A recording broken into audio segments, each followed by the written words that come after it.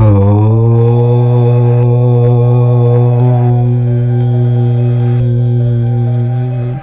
రాశి వారికి ఇక పండుగే. మరో 10 రోజులలో కోరుకున్నవన్నీ ఇచ్చే దేవత మీ ఇంట్లోనే అడుగు పెడుతుంది.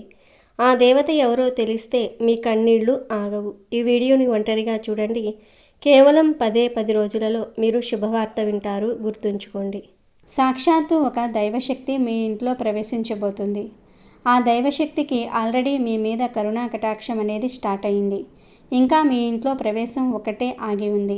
ఎప్పటి నుంచో మీ మీద ఆ దైవశక్తి అనేది ఏదైతే ఉందో అది తిరుగుతూ ఉంటుంది. ఆ దైవశక్తి ఎప్పుడూ మీ దగ్గరకు చేరుదామా అని ఎదురు చూస్తుంది. అలాగే మీ జీవితంలో ఉన్న కష్టాలన్నీ కూడా హరించి చక్కగా మీ దగ్గరకు వచ్చి మిమ్మల్ని కాపాడుకుంటూ, మీకు వచ్చే ప్రతి ఒక్క ఆపదను కాపాడుతూ, మిమ్మల్ని చల్లగా చూడడానికి ఆ దైవశక్తి మీ చుట్టుపక్కలే తిరుగుతుంది. ఇక ఈ 10 రోజుల్లో ఆ దైవశక్తి మీ ఇంట్లో ప్రవేశించబోతుంది. ఆ దైవశక్తి గురించి మీకు మంచిగా ప్రతి ఒక్క సంకేతం తెలుస్తుంది. ఆ దైవశక్తి ఎంతో సైలెంట్గా మీ జీవితంలోనికి ప్రవేశిస్తుంది. కానీ ఆ దైవశక్తిని గుర్తించకపోతే మాత్రం మీ జీవితంలోనికి వచ్చినటువంటి ఆనందం అయితే సైలెంట్గా తొలగిపోవచ్చు.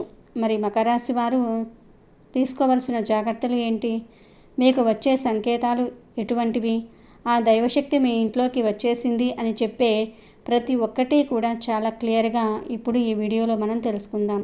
ఫ్రెండ్స్, ఫస్ట్ అయితే ఈ వీడియో కనుక మీకు నచ్చినట్లయితే ప్లీజ్ లైక్ చేసి మీ ఫ్రెండ్స్ అండ్ ఫ్యామిలీ మెంబర్స్కి షేర్ చేయండి. అలాగే మా ఛానల్ని కూడా సబ్స్క్రైబ్ చేసుకోండి. అలాగే ఈ వీడియోని ఎక్కడా స్కిప్ చేయకుండా చివరి వరకు చూడండి.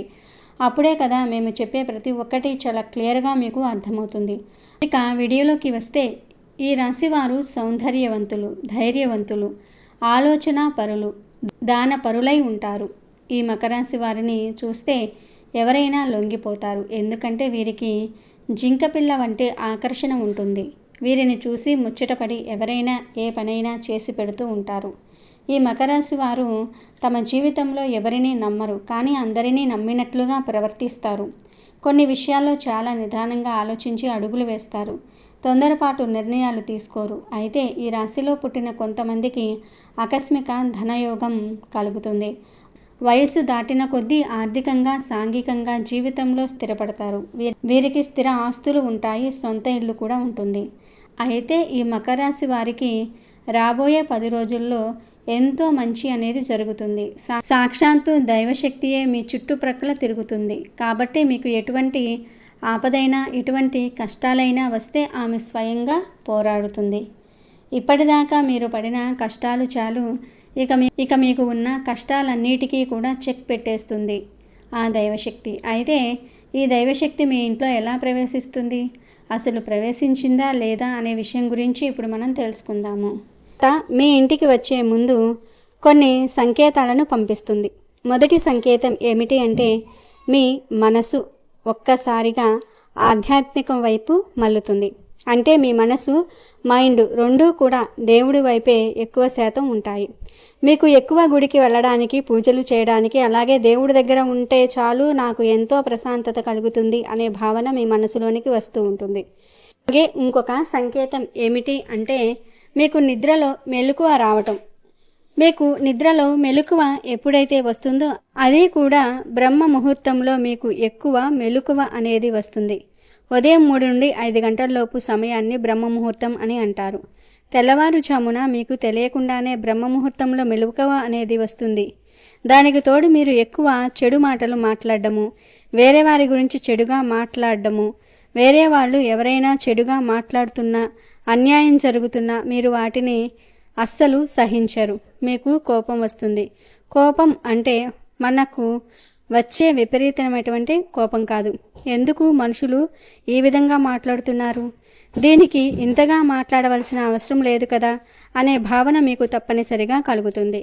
మీరు ఎక్కువ శాతం ఒంటరిగా ఉండడానికి ఇష్టపడుతూ ఉంటారు. మీకు బాగా క్లోజ్గా ఉన్న వాళ్ళ దగ్గర ఉండడానికి ఫీల్ అవుతూ ఉంటారు. ఎక్కువ శాతం జనాల మధ్యలోనికి వెళ్ళరు. ఎందుకంటే మీరు ఒంటరిగా ఉండి ఆ దేవుడిని స్మరించుకుంటూ ఆమె మీ దగ్గర ఉంటే ఇంకా ఏది అవసరం లేదు అనే భావనను మీరు కలిగి ఉంటారు. అదేవిధంగా మీకు ఏదో ఒక డబ్బుతో సంబంధించినటువంటి ఖర్చు అనేది ఏర్పడుతుంది. అది కూడా మంచిదై ఉంటుంది. ఎలా అంటే, ఏదైనా గుడికి లేదంటే దేని కోసమైనా సరే డబ్బులు ఇవ్వడానికి, ఆసక్తి చూపుతూ ఉంటారు. ఆ సమయంలో ఏమాత్రం కూడా వెనకాడకుండా మీ శక్తికి తగినట్టుగా సహాయం చేయండి. అలాగే మీరు ఎక్కువ శాతంగా జనాల మధ్యలో కూర్చోరు. వాళ్ళు మాట్లాడే అనవసరమైనటువంటి మాటల మీద మీకు ఏమాత్రము కూడా ఇంట్రెస్ట్ లేకుండా మీకు ఎంతసేపటికి సేవ, అలాగే దేవుణ్ణి స్మరించుకోవటము, మంచి మాటలు వినటము, ప్రశాంతంగా ఒంటరిగా ఉండి మెడిటేషన్ చేసుకోవటం, ఎక్కువ శాతంగా పీస్ ఆఫ్ మైండ్ అనేది మీకు ఉంటుంది. అక్కడే మనకు అర్థమైపోతుంది కదా. మానవుడు అనేవాడు ఎప్పుడు చూసినా డబ్బు మీద, అలాగే దురాశ ఆలోచనలతో ఉంటాడు. మనిషి ఎక్కువగా నేను అది ఎలా పొందాలి అని చెప్పి తన మనసును అలాగే మైండ్ని పరిగెత్తిస్తూ ఉంటాడు. కానీ ఎప్పుడైతే మోహం అనేది తీరిపోతుందో అప్పుడు మంచి రూట్లో నడుస్తాడు. ఆ సమయంలో మనిషికి ఇవన్నీ కూడా ఎక్కువగా చేరువవుతూ ఉంటాయి. కాబట్టి ఈ సంకేతాలన్నీ కూడా మీకు చాలా ఈజీగా తెలుస్తాయి. ఈ సంకేతాలు మీకు రావటం స్టార్ట్ అయితే కనుక ఇక అర్థం చేసుకోండి, దైవశక్తి మీ ఇంట్లోకి ప్రవేశించిందని. అక్కడి నుంచి మీకు ఎటువంటి కష్టాలు ఉండవు. అప్పటిదాకా మీరు చేస్తున్నటువంటి ప్రతి పనిలో వచ్చిన ఆటంకాలన్నీ కూడా తీరిపోతాయి. మీకు ఎటువంటి సమస్యలు అనేవి ఉండవు. మీ ఫ్యామిలీ పరంగా, అలాగే మీ ఇంట్లో పిల్లలు, మీ తల్లిదండ్రులు కావచ్చు, వారితో కూడా మీ సంబంధాలు మంచిగా మెరుగుపడతాయి. ఏదైతే స్టెప్ తీసుకోవాలని అనుకుంటూ ఉన్నారో దానికి ఇది మంచి అవకాశం అనే చెప్పాలి. మీకు ప్రమోషన్ రావచ్చు, శాలరీ ఇంక్రిమెంటు అనేవి జరగవచ్చు. ఆ పని ఇక జరగదు అని అనుకుని వదిలేసినట్టుంటే ప్రతి ఒక్క పని కూడా ఇక మీకు తెలియకుండానే సజావుగా సాగిపోతూ ఉంటుంది. మీకు తెలియకుండానే ఆమె అనుగ్రహంతో ప్రతి ఒక్కటి మీ దగ్గరకు చేరువవుతూ ఉంటుంది. అయితే ఇక ఆ దేవత ఎవరు అంటే మీ కులదైవం. కొంతమందికి అమ్మవార్లు కులదేవతగా ఉంటూ ఉంటారు. మరి కొంతమందికి స్వామివార్లు కులదైవంగా ఉంటారు. ఈ రాశివారు తమ కులదైవం ఎవరో తెలుసుకుని వారికి పూజలు చేయాలి. మీ ఇంటిలోకి మీ కులదైవం అడుగుపెట్టే సమయం వచ్చేసింది. అయితే ఈ ఆధునిక జీవన శైలిలో చాలామందికి తమ కులదైవం ఎవరో తెలియటం లేదు. ముఖ్యంగా తాతలు ముత్తాతల కాలం నుండి వస్తున్న ఆచారాలు సాంప్రదాయాలు మరుగున పడటం వల్ల ఈ పరిస్థితి ఏర్పడింది. ఈ రాశివారు తమ కులదైవాన్ని తెలుసుకోవడానికి కొన్ని మార్గాలు కూడా ఉంటాయి. మీ కుటుంబంలో వృద్ధులు పెద్దలు ఉంటే వారిని సంప్రదించండి. వారికి మీ కులదైవం గురించి, దాని చరిత్ర గురించి, పూజా విధానాల గురించి తెలిసి ఉండవచ్చు. మీ ఇంట్లో పాత పూజా పత్రాలు, జాతకాలు లేక వంశ వృక్షాలు ఉంటే వాటిని పరిశీలించండి. కొన్నిసార్లు వాటిల్లో కులదైవం పేరు లేదా పూజాస్థలం గురించిన సమాచారం ఉండవచ్చు. మీకు తెలిసిన ప్రముఖ దేవాలయాల అర్చకులను లేదా పురోహితులను ఈ రాశివారును సంప్రదించండి. వారు మీ గోత్రం ఆధారంగా మీ కులదైవం గురించి కొన్ని సూచనలు ఇవ్వగలరు. ఈ రాశివారు తమ కులదైవాన్ని గుర్తించిన తర్వాత క్రమం తప్పకుండా పూజించటం అత్యంత ముఖ్యం. కులదైవ పూజకు కొన్ని ప్రాథమిక నియమాలు మరియు పద్ధతులు ఉంటాయి. వీలైనంత వరకు ప్రతిరోజు లేదా వారానికి ఒక్కసారి కులదైవానికి దీపం వెలిగించి ధూపం వేసి నమస్కరించండి. ఇది మీ దైనందిన జీవితంలో సానుకూల శక్తిని నింపుతుంది. కులదైవానికి సంబంధించిన పండుగలు, జయంతి రోజులు లేదా పౌర్ణమి, అమావాస్య వంటి ప్రత్యేక రోజులలో తప్పనిసరిగా పూజలు చేయాలి. కులదైవానికి ఇష్టమైన నైవేద్యాలను సమర్పించటం మంచిది. ఇది వారి కటాక్షాన్ని పొందేందుకు సహాయపడుతుంది. పూజించే స్థలం, దైవం యొక్క చిత్రపటం లేదా విగ్రహం ఎల్లప్పుడూ శుభ్రంగా ఉండాలి. పూజించేటప్పుడు పూర్తి భక్తి శ్రద్ధలతో నిష్ఠతో ఉండాలి. కులదైవ ఆలయాన్ని సందర్శించటం. వీలైనప్పుడల్లా మీ కులదైవం వెలిసిన ఆలయాన్ని సందర్శించి అక్కడ పూజలు చేయండి. ఇది కుటుంబ సఖ్యతను పెంపొందిస్తుంది మరియు తలరాతల సాంప్రదాయాన్ని కొనసాగిస్తుంది. ఏదైనా ముఖ్యమైన పని ప్రారంభించే ముందు లేదా శుభకార్యాలు జరిపే ముందు కులదైవానికి సంకల్పం చెప్పుకోవటం శుభప్రదం. ఈ రాశివారు చేయకూడని తప్పులు. కులదైవం ఇంటిని వీడి వెళ్ళిపోకుండా ఉండాలంటే ఈ రాశివారు కొన్ని తప్పులు చేయకూడదు. ఈ తప్పులు కులదైవానికి అగౌరవం కలిగించి వారి ఆశీర్వాదాలను దూరం చేస్తాయని నమ్మకం. కులదైవం గురించి తెలియకపోయినా తెలిసినా పూజించకుండా ఉండటం అతిపెద్ద తప్పు. ఇది దైవశక్తిని దూరం చేస్తుంది. పూజించే స్థలం లేదా ఇంటి వాతావరణం అపరిశుభ్రంగా ఉండకూడదు. అపవిత్రమైన వస్తువులను వాడకూడదు. కులదైవం గురించి గౌరవంగా మాట్లాడడం లేదా ఇతరులను ఎగతాళి చేయకూడదు. పూజ చేసే రోజుల్లో లేదా పూజించే స్థలంలో మాంసాహారం తినటం లేదా మద్యం సేవించటం వంటివి చేయకూడదు. కొన్ని కుటుంబాల్లో కులదైవానికి సాత్విక నైవేద్యాలు మాత్రమే సమర్పిస్తారు. కులదైవం పట్ల నమ్మకం లేకుండా కేవలం ఆచారంగా పూజలు చేయటం వల్ల ఫలితం ఉండదు. పూర్తి నమ్మకంతో పూజించాలి. ఇంట్లో మోసం, అబద్ధాలు, అన్యాయం వంటివి చోటు చేసుకుంటే కులదైవం ఆ ఇంట్లో నివసించడానికి ఇష్టపడదని నమ్మకం. ఇంట్లో నిత్యం కలహాలు, గొడవలు ఉండటం వల్ల సానుకూల శక్తి తగ్గిపోయి కులదైవం ఆశీర్వాదాలు దూరమవుతాయి. శాంతి, ఐక్యత ముఖ్యం. దైవ కార్యాలు చేయకపోవటము, పేదలకు సహాయం చేయకపోవటం కూడా దైవానుగ్రహాన్ని దూరం చేస్తుంది. పూజలో అజాగ్రత్త, అశ్రద్ధ, నియమాలను పాటించకపోవటం వల్ల కూడా కులదైవం ఆగ్రహిస్తుందని నమ్ముతూ ఉంటారు. ఈ రాశివారు తమ కులదైవం తమ ఇంటిలో తిరుగుతుందని నమ్మాలి. ఈ నమ్మకాన్ని బలపరుచుకుంటూ తమ కులదైవాన్ని గుర్తించి నిత్యం భక్తి శ్రద్ధలతో పూజించాలి. ఇప్పుడు మనం చెప్పుకున్న ఈ తప్పులు చేయకుండా ఉండటం ద్వారా మీరు మీ కులదైవం ఆశీర్వాదాలను పొంది జీవితంలో సుఖంగా ఈ రాశివారు శ్రేయస్సు పొందగలరు. కులదైవం కేవలం ఒక దేవత కాదు, అది ఒక కుటుంబానికి ఆయుష్, అభివృద్ధి మరియు ఆధ్యాత్మిక బలాన్ని ప్రసాదించే శక్తి. కాబట్టి ఈ రాశివారు తమ కులదైవంతో అనుబంధాన్ని పెంపొందించుకోవటం ద్వారా వారి జీవితం మరింత సంతోషంగా మారుతుంది. అలాగే మీ కులదైవం పేరు కామెంట్ చేయండి. అయితే ముఖ్యంగా ఈ రాశివారి యొక్క జాతకం ప్రకారం ఈ 3 చోట్ల నుండి వీరికి ఐశ్వర్యం లభిస్తుంది. అంటే వారి యొక్క జీవితాన్ని కనుక మనం పరిశీలించినట్లయితే 3 చోట్ల నుండి వారు ధనాన్ని అధికంగా పొందుకుంటారు. వ్యాపార రంగంలో అయితే కనుక మీకు అనుభవం ఉండి వ్యాపార రంగంలో మీరు ప్రయత్నాలు చేసుకున్నట్లయితే కనుక అందులో రాణించే అవకాశాలు ఉంటాయి. కొంతమందికి వ్యాపారంలో తొందరగా క్లిక్ అవ్వచ్చు, కొంతమందికి కాస్త టైం పట్టవచ్చు. కానీ మీరు వ్యాపారంలో అద్భుతాలు సృష్టించబోతూ ఉన్నారు. వ్యాపారం ద్వారా మీరు అనేక రకాల లాభాలను పొందుతారు. ఈ రాశి వారికి వ్యాపారంలో రాణించే అవకాశాలు ఎక్కువగా కనిపిస్తూ ఉంటాయి. మీకు ఏదైతే అనుభవం ఉందో ఆ వ్యాపారాన్ని ప్రారంభించండి. ముందుగా తక్కువ పెట్టుబడితో ప్రారంభించండి. అయితే కొంతమంది చేసే పొరపాటు ఏమిటి అంటే అనుభవం లేని వ్యాపారాన్ని మొదలు పెడుతూ ఉంటారు. అయితే దాని గురించి కొంతవరకైనా మీకు అవగాహన ఉండాలి. ఒకవేళ భాగస్వాములతో కలిసి చేయాలి అనుకుంటే కనుక మీకు కాకపోయినా మీ యొక్క భాగస్వామికైనా అంటే వ్యాపార భాగస్వామికైనా దాని గురించి కొంతవరకైనా సరే అవగాహన ఉండాలి. ఎటువంటి నాలెడ్జ్ లేకుండా జీరో నాలెడ్జ్తో కనుక మీరు ఏదైనా వ్యాపారాన్ని ప్రారంభిస్తే నష్టపోయే ప్రమాదం ఉంటుంది. దాని ద్వారా ఐశ్వర్యానికి బదులుగా దరిద్రాన్ని మీరు అనుభవించాల్సి వస్తుంది. కాబట్టి ఈ యొక్క విషయాలు గమనించాలి.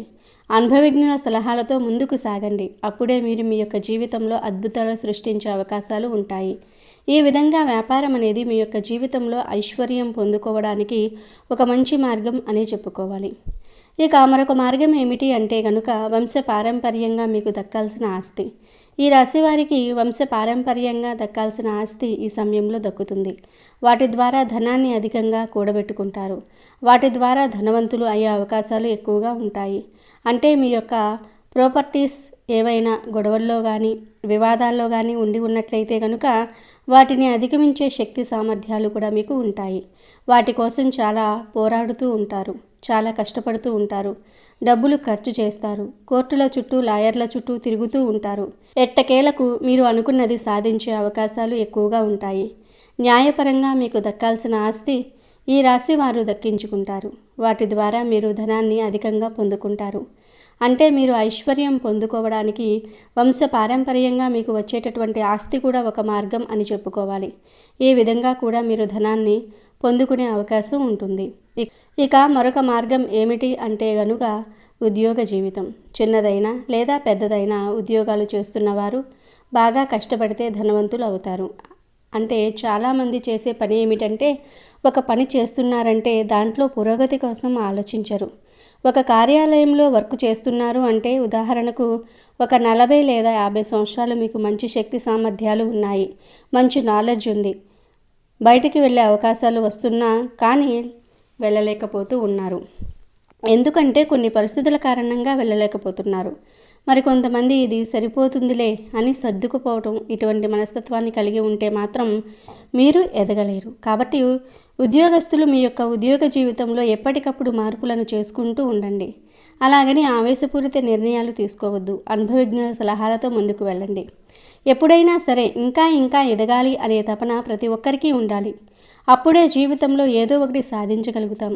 ఎక్కడ వేసిన గొంగడి అక్కడే అన్నట్లుగా మన జీవితం ఉండిపోతే మాత్రం మన యొక్క జీవితంలో ఏది కూడా మనం సాధించలేము. అంటే మనం ప్రతిదానికి సర్దుకుపోవటం అలవాటు చేసుకుంటే మాత్రం ఏదీ సాధించలేము. మీరు పురోగతి కావాలి అనుకుంటే మీరు బాగా కష్టపడాలి. మీరు ఏ కష్టం పడకుండా భగవంతుడు ఒకేసారి మీకు కోట్ల ధనాన్ని ఇవ్వడు కాబట్టి మీ యొక్క ప్రయత్నానికి భగవంతుడి అనుగ్రహం తోడుగా ఉంటుంది. కాబట్టి ఈ విషయాన్ని ఖచ్చితంగా ఈ రాశివారు గమనించాలి. మీరు డబ్బు అధికంగా సంపాదించే అవకాశాలు ఉన్నాయి. వాటిని సద్వినియోగం చేసుకోవటం అనేది మాత్రం ఖచ్చితంగా మీ చేతిలోనే ఉంటుంది. అంటే భగవంతుడు అవకాశాలు మాత్రమే మన ముందుకు తీసుకుని వస్తాడు. వాటిని సద్వినియోగం చేసుకోవటమా దుర్వినియోగం చేసుకోవటమా అనేది ఖచ్చితంగా మన చేతిలోనే ఉంటుంది. కాబట్టి ఈ రాశివారు ఈ విషయంలో ఖచ్చితంగా జాగ్రత్తగా ఉండాలి. ఏ నిర్ణయం తీసుకున్నా కొంచెం ఆలోచించే నిర్ణయాలు తీసుకోవాలి. అనుభవజ్ఞుల సలహాలతో ముందుకు వెళ్ళాలి. కుటుంబ సభ్యులతో శ్రేయోభిలాషులతో ప్రతి విషయాన్ని కూడా చర్చించాలి. ఏకపక్ష నిర్ణయాలు మాత్రం మీకు మేలు చేసేవిగా ఉండవు. ఈ విషయాన్ని ఖచ్చితంగా ఈ రాశివారు గమనించాలి. ఐశ్వర్యం లభించే అవకాశాలు ఈ రాశివారికి ఉన్నాయి. కానీ మీకు శత్రువుల సంఖ్య కూడా అధికమనే చెప్పుకోవాలి. మీపై కొందరు కుట్రలు కూడా చేస్తూ ఉంటారు. అటువంటి వ్యక్తులు మీ యొక్క లైఫ్లోనే ఉంటారు. కాబట్టి తగినన్ని జాగ్రత్తలు తీసుకోండి. అలాగే వచ్చిన అవకాశాన్ని వదలకుండా వినియోగించుకోండి. ఇంకా ఈ రాశివారు తమ జీవితంలో త్వరగా అభివృద్ధిని చూడాలని అనుకుంటే కొన్ని పరిహారాలను ఖచ్చితంగా పాటించాల్సి ఉంటుంది. ఈ రాశివారు ప్రతిరోజు లేదా శుక్రవారాలు శ్రీ మహాలక్ష్మి మంత్రాలను స్తోత్రాలను పఠించాలి. లక్ష్మీదేవి ఆరాధన మీకు చాలా మేలు చేస్తుంది.